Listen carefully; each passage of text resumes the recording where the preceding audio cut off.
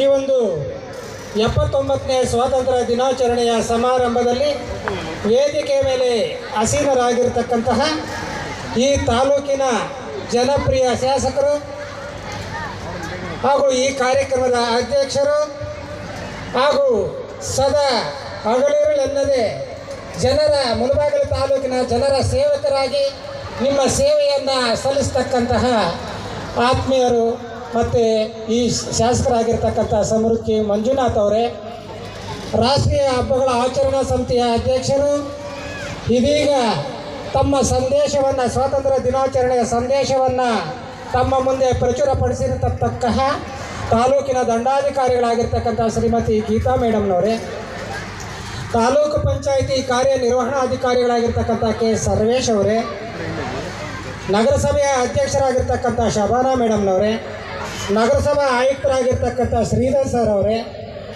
ಹಾಗೂ ವೇದಿಕೆ ಮೇಲೆ ಇರತಕ್ಕಂತಹ ಎಲ್ಲ ಮುಖಂಡರುಗಳೇ, ಆತ್ಮೀಯ ಸ್ನೇಹಿತರಾದಂತಹ PH ನಾರಾಯಣಸ್ವಾಮಿ ಅವರೇ, ಶಿಕ್ಷಣ ಕ್ಷೇತ್ರದಲ್ಲಿ ತಮ್ಮದೇ ಆದಂಥ ಛಾಪನ್ನು ಮೂಡಿಸ್ತಾ ಮುಳಬಾಗಿಲು ತಾಲೂಕಿನಲ್ಲಿ ಶಿಕ್ಷಣದ ವ್ಯವಸ್ಥೆಯನ್ನು ಬಲಪಡಿಸಲಿಕ್ಕೆ ಹಲವಾರು ತನ್ನದೇ ಆದಂಥ ಕಾರ್ಯಕ್ರಮಗಳನ್ನು ರೂಪಿಸಿಕೊಂಡು ಕಾರ್ಯನಿರ್ವಹಿಸ್ತಿರ್ತಕ್ಕಂಥ ಕ್ಷೇತ್ರ ಶಿಕ್ಷಣಾಧಿಕಾರಿಗಳು ಆತ್ಮೀಯರಾಗಿರ್ತಕ್ಕಂಥ ಕೆ ರಾಮಚಂದ್ರರವರೇ, ಮಾಧ್ಯಮ ಮಿತ್ರರೇ, ಶಿಕ್ಷಕ ಬಂಧುಗಳೇ, ಪೋಷಕರೇ, ಮಕ್ಕಳೇ ಹಾಗೂ ವಿವಿಧ ಸಂಘ ಸಂಸ್ಥೆಗಳ ಪದಾಧಿಕಾರಿಗಳೇ ಹಾಗೂ ಎಲ್ಲ ರಾಜಕೀಯ ಮುಖಂಡರುಗಳೇ, ಈ ಒಂದು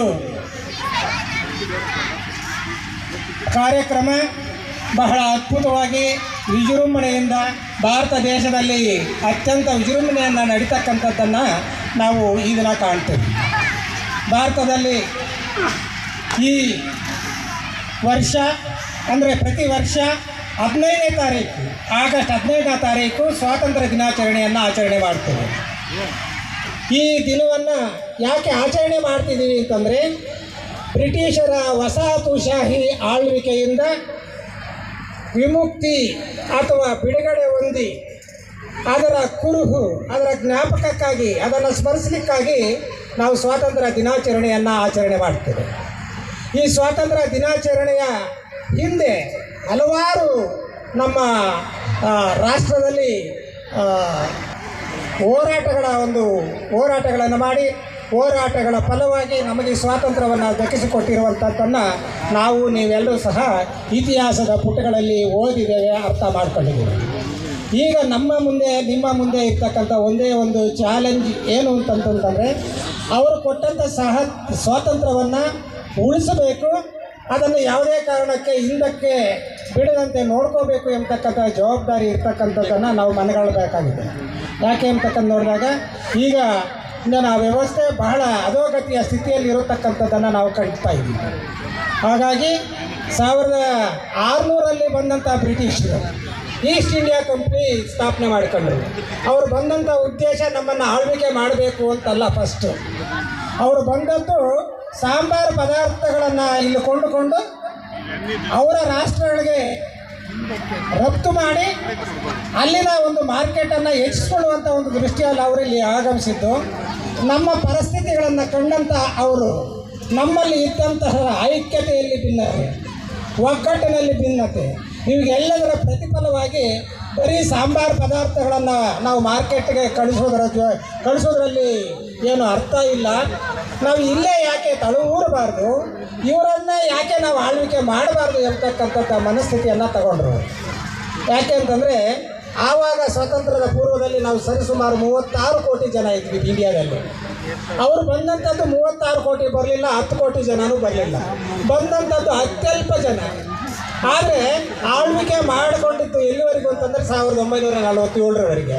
ಯಾಕೆ ಹೀಗಾಯಿತು ಅನ್ನುವಂಥದ್ದು ಯೋಚನೆ ಮಾಡಿದಾಗ ನಮ್ಮ ಪರಿಸ್ಥಿತಿಗಳನ್ನು ನಾನು ಆವಾಗಲೇ ಹೇಳಿದೆ, ಏಕತೆಯಲ್ಲಿರುವಂಥ ಒಗ್ಗಟ್ಟಿನಲ್ಲಿರ್ತಕ್ಕಂಥ ಆಂತರಿಕ ಕಲಹಗಳನ್ನು ಅವ್ರು ಮನಗಂಡರು.